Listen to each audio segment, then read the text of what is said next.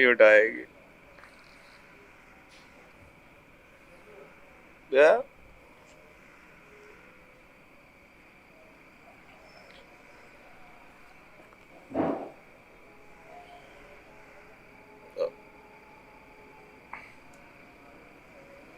Hello जिंदगी, अबे कैसी है? हाँ, ठीक ही होगी। आगे नई शुरुआत की है तुमने, है?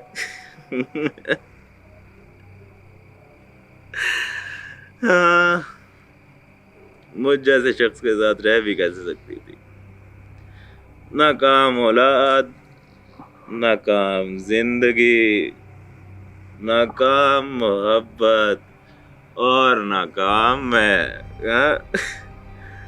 साला नाकामी का ठप्पा लगा के भेजा है रब ने। अब देख, जो प्लान मैंने किया वो भी नाकाम हो गया। और अब और नहीं ना ना, बस अब मैं यहाँ से बहुत दूर जा रहा हूँ, कामयाबी के बहुत पास, जहाँ पे मुझे कामयाब होने से कोई नहीं रोक सकता। हाँ, तू भी नहीं। जा जा रहा हूँ मैं। अल्लाह हाफिज।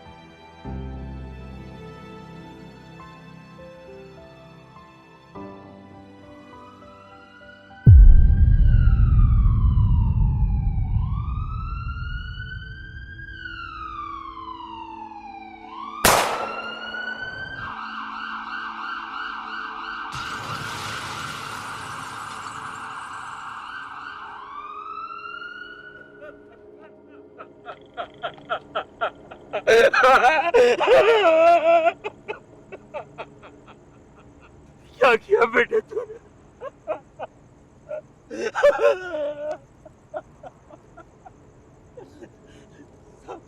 सब बर्बाद हो गया, सब बर्बाद हो गया। आप सब साइड पे हो जाइए। आप इसके क्या लगते हैं? मैं इसका बदनसीब बाप हूँ। बेटे का नाम क्या है? मोमिन, मोमिन खलील। ऐसा क्या हुआ मोमिन के साथ? कुछ मत पूछो मुझसे, कुछ मत पूछो, मुझे माफ कर दो। आप चाहे अपनी तफ्तीश आप बाद में कर लीजिएगा। मैं समझ सकता हूँ, मैं दोबारा आऊंगा।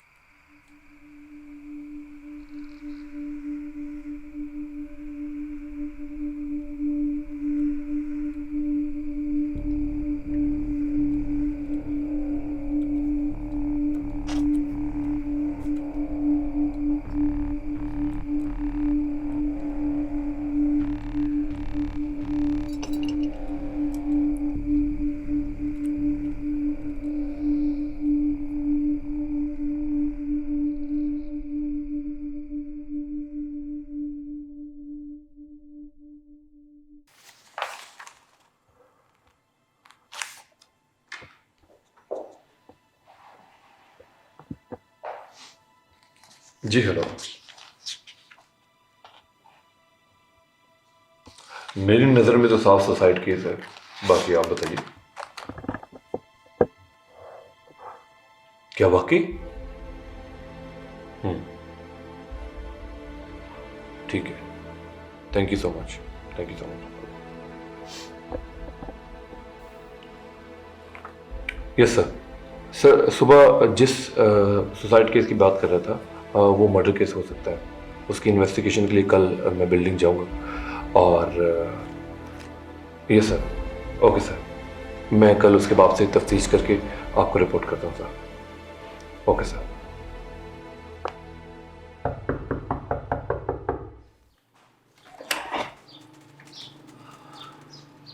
क्या मैं अंदर आ सकता हूँ खलील साहब?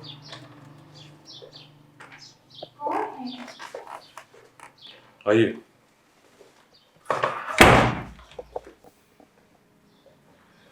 आइए खलील साहब, बैठिए। कुछ बातें हमारी अधूरी। तो बताइए, बेटे के बारे में बताइए। क्या करता था, किससे मिलता था, और जवानी में उसने ऐसा कदम क्यों उठाया? मोमिन पढ़ाई छोड़ने के बाद बिल्कुल आवारा हो गया था। उसके सब दोस्त भी आवारा थे। कब वो नशे की आदत में लग गया हमें पता ही नहीं चला।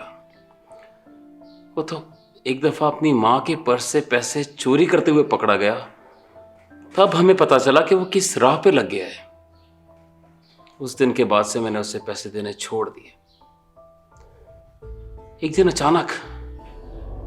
अचानक उसने विरासत में हिस्सा मांग लिया, जिसपे मेरा उससे बहुत झगड़ा हुआ। उसने घर छोड़ने की धमकी दी, मगर मैंने विरासत देने से इनकार कर दिया, क्योंकि मैं जानता था कि वो ये सब कुछ अपने नशे में बर्बाद कर देगा। मोमिन उसी दिन घर छोड़कर चला गया। मैंने कभी सोचा भी नहीं था कि वो इस तरह हमारी दुनिया बर्बाद कर देगा। आपके घर में कौन कौन है? बस मैं और मेरी बीवी। और जिस दिन उसने सुसाइड किया उस दिन आपके और आपकी बीवी के अलावा घर पे कौन था? बस मैं और मेरी बीवी थे। इंस्पेक्टर साहब, उस दिन बस एक यही वाकया हुआ था जो हमारी दुनिया उजाड़ के चला गया। तो मुझे ये बताइए कि आपको सुसाइड का कैसे पता चला? उस दिन खिड़की से बाहर मैंने आवाजें सुनी, फिर मैंने झांक के देखा, तब मुझे मालूम हुआ। क्या ये वही खिड़की है? जी इंस्पेक्टर साहब। हाँ, तो मुझे ये बताइए कि खिड़की का कांच कैसे टूटा? अब मुझे नहीं पता, शायद कोई परिंदा टकराया होगा। टूटा हुआ कांच बता रहा है कि किसी की गोली ने तोड़ा है। दरअसल बात यह है। अब जो भी है, जो बात होगी थाने में जाके होगी। इज्जत इसलिए कि आप मेरे साथ चलिए। इंस्पेक्टर साहब, मेरी बात सुनिए। देखिए, चलिए। मेरी बात सुनिए।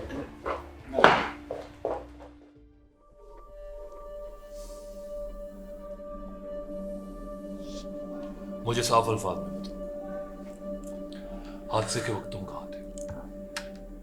गोली किसने चलाई? झूठ बोलने की कोशिश मत कर। लोगों ने खुद गोली की आवाज दी।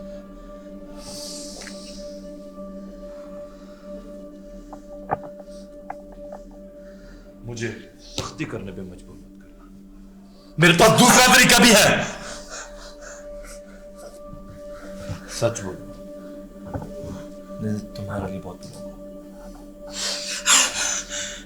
बोलो। उस वक्त मेरा मेरी बीवी के साथ झगड़ा हो रहा था। वो मुझसे नाराज थी कि मेरी वजह से उसका बेटा घर छोड़कर जा चुका है। अचानक ये झगड़ा तूल पकड़ गया और हस्बे मामूल मैंने खाली पिस्तौल निकालकर उस पर तान ली और चला दी।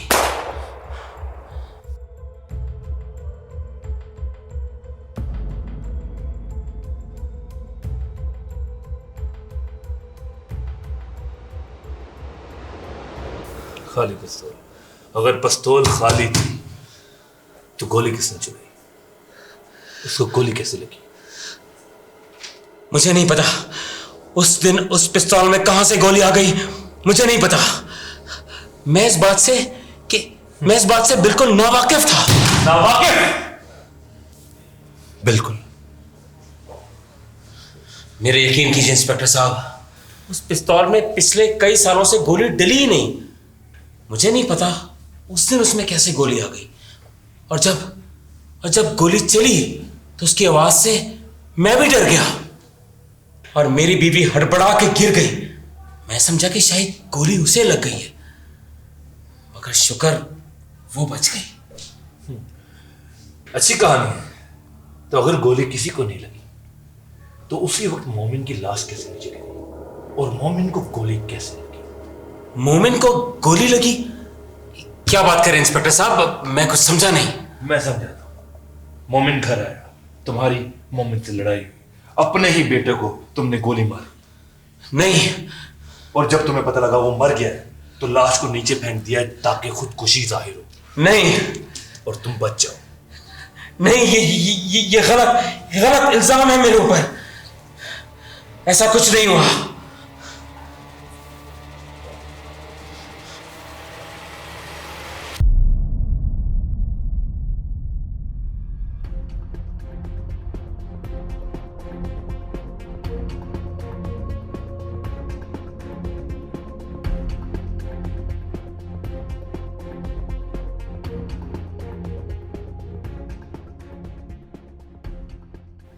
इन दोनों बाप बेटे के मामले में मैं हमेशा मारी गई। ये दोनों अक्सर लड़ते थे। इनमें इनके मामलात को सुलझाने के लिए मोमिन के बाबा को अक्सर समझाती थी कि अपनी जिद छोड़ दे और बेटे को मौका दे कोई कारोबार करने का, लेकिन वो मेरी कभी नहीं मानते थे। फिर एक दिन इसी तरह मोमिन अपने बाप से लड़ रहा था जायदाद के हिस्से के लिए, ताकि वो कोई काम शुरू कर सके, लेकिन उसके बाप के इनकार करने पर मोमिन घर छोड़कर चला गया और मैं अपनी बेबसी को रोती। ये कब की बात है? ये गालिबन 1 माह पहले की बात है, जब मोमिन घर छोड़ के चला गया। इसके बाद मोमिन कभी घर नहीं लौटा। मैं फजर की नमाज़ पढ़ के फारिग हुई थी और मोमिन के बाबा अभी घर लौटे थे। मैं इनको इनके बेटे की बात मानने के लिए समझा रही थी कि हमारी बात लड़ाई में तब्दील हो गई। इनको गुस्सा आ गया और इन्होंने मुझ पर पिस्तौल से गोली चलाई, मगर मैं बच गई। उन्होंने आपको मारने की कोशिश की? नहीं, वो खुद नहीं जानते थे कि पिस्तौल में गोलियां हैं। ये आप यकीन से कैसे कह सकते? क्योंकि उनकी आदत है। वो जब भी गुस्से में आते हैं मुझ पर खाली पिस्तौल दिखाते हैं कि जैसे मुझे मार देंगे, और अपने गुस्से का इजहार करते हैं कि मैं डर जाऊं। उस दिन न जाने कहां से पिस्तौल में गोली आ गई और हम दोनों अचानक गोली की आवाज से डर गए। और ये कौन है? ये हमारे घर की काम वाली है। पिछले दिनों गांव गई हुई थी, हाल ही में लौटी है। इसको जरा इधर बुलाइए। फौजिया, इधर आओ, इंस्पेक्टर साहब की बात सुनो। जी मेम साहब। मेम साहब, सब खैर तो है? साहब जी भी नजर नहीं आ रहे। तुम्हारे साथ थाने गए? थाने? कचहरी? क्या किया मेरे साहब जी ने? मैं बता रही हूँ, साहब जी बड़े शरीफ आदमी हैं। हाँ, गुस्से के थोड़े तेज हैं, लेकिन दिल के बड़े अच्छे हैं जी। तुम चाहो तो अपने साहब को बचा सकते हो, कुछ सवाल पूछना होगा। हाँ साहब जी, आप पूछो, आपको क्या पूछना है? मैं सब सच्ची सच्ची बताऊंगी, अल्लाह कसम। तुम्हारे साहब ने अपने बेटे को क्यों निकाला? अरे इंस्पेक्टर साहब, इन दोनों की लड़ाई नहीं थी खत्म होती।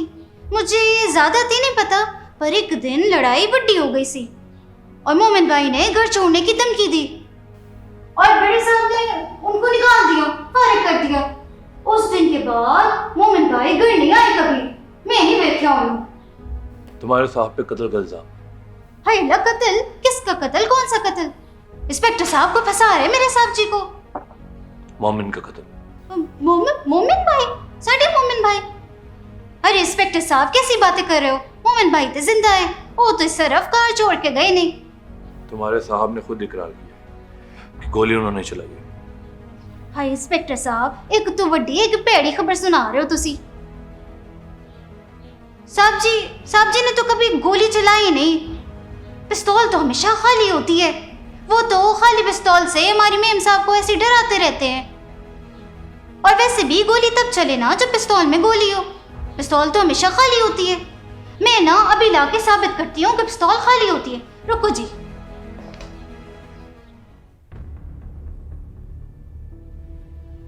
अब बताओ, तुम्हारे साहब तो बड़े शरीफ थे ना, तो पिस्तौल में गोली कैसे आई? ए असली ने? साहब जी मुझे तो कुछ समझ नहीं आ रहा। मुझे तो अभी भी यकीन नहीं आ रहा कि साहब जी ऐसा भी कुछ कर सकते हैं। और ये गोलियां किधर से आई जी? मुझे नहीं पता जी। कौन? साहब जी याद आया मुझे, गोलियां किधरों आई। एक दिन मैं मोमिन भाई के कमरे की सफाई कर रही थी कि अचानक मोमिन भाई कमरे में दाखिल हुए। मैं ते बाल बच गई उस दिन इंस्पेक्टर साहब। अगर मोमिन भाई मुझे देख लेते तो मेरी खैर नहीं सी। चलिए मैं चलता हूँ। इंस्पेक्टर साहब, हमारे साहब जी बेकसूर हैं, उन्हें छोड़ दें। सही है।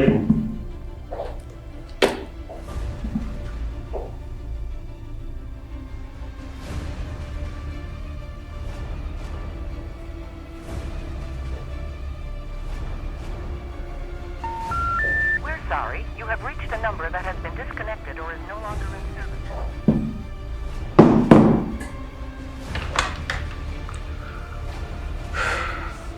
Hello, interrogation room. ये मैं एक नंबर सेंड कर रहा हूँ, इसकी डिटेल्स मुझे फॉरवर्ड कीजिए as soon as possible. Thank you.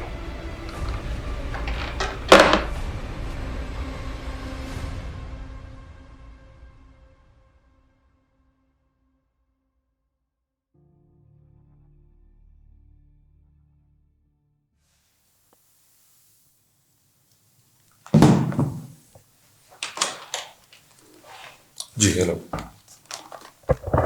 लिखो ये Ayesha Riaz, address okay, street number, ठीक है, थैंक यू।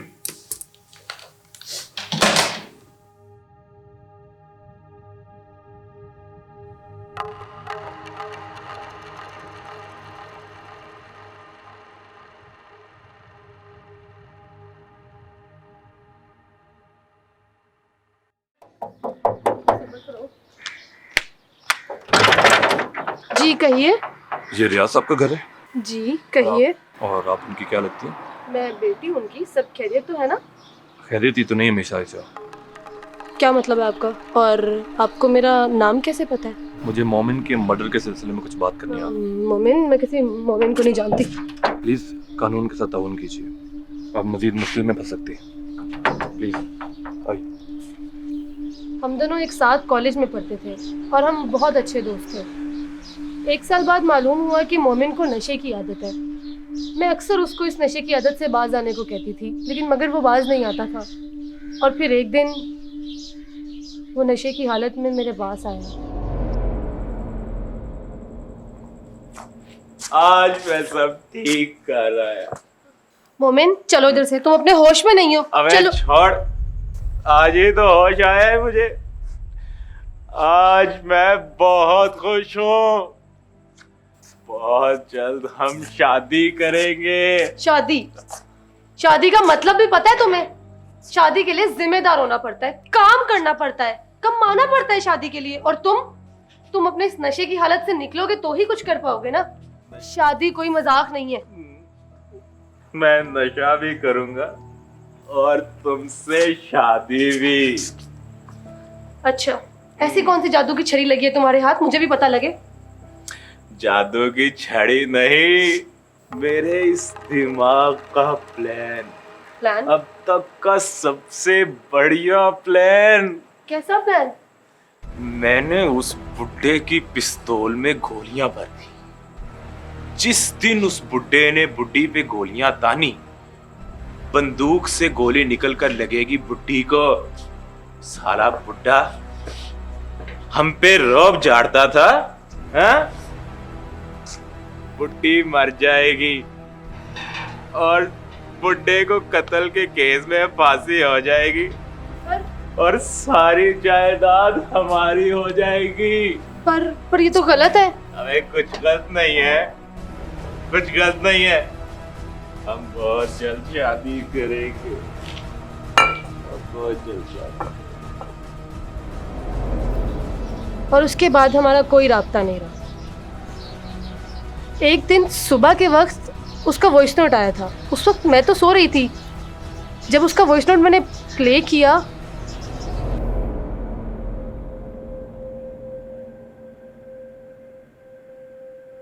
लो, मैं हार गया।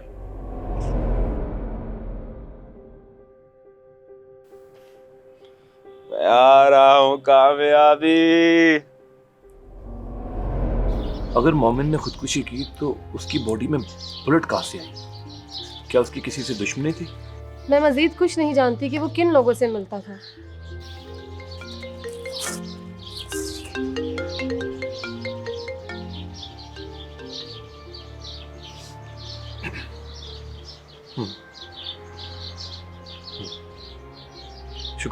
शुक्रिया डॉक्टर। अभी फिलहाल मैं चलता हूँ। अगर आपकी ज़रूरत होगी तो आपको बुलाया जा सकता है।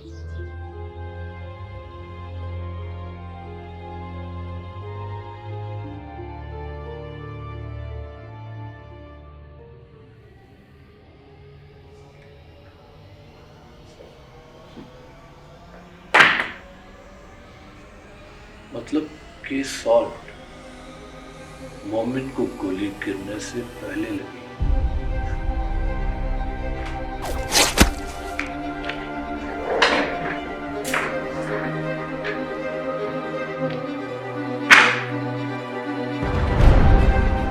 कैसा प्लान?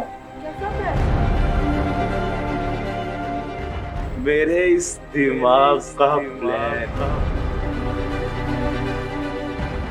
मैंने उस बुड्ढे की पिस्तौल में गोलियां भर दी। जिस दिन उस बुड्ढे ने बुड्ढी पे गोलियां तानी, बंदूक से गोली निकलकर लगेगी बुड्ढी को। साला बुड्ढा हम पे रौब झाड़ता था, हाँ? वो मेरा बेटा था, मेरा खून था। आ रहा हूं कामयाबी। बुड्ढी मर जाएगी और बुड्ढे को कत्ल के केस में फांसी हो जाएगी।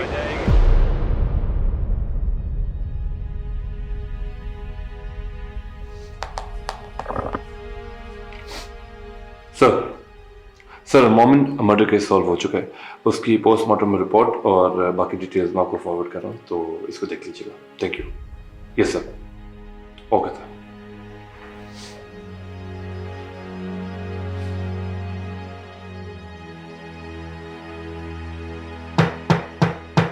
तमाम सबूतों और गवाहों को मद्देनजर रखते हुए ये कोर्ट मिस्टर खलील को बाइज्जत बरी करती है।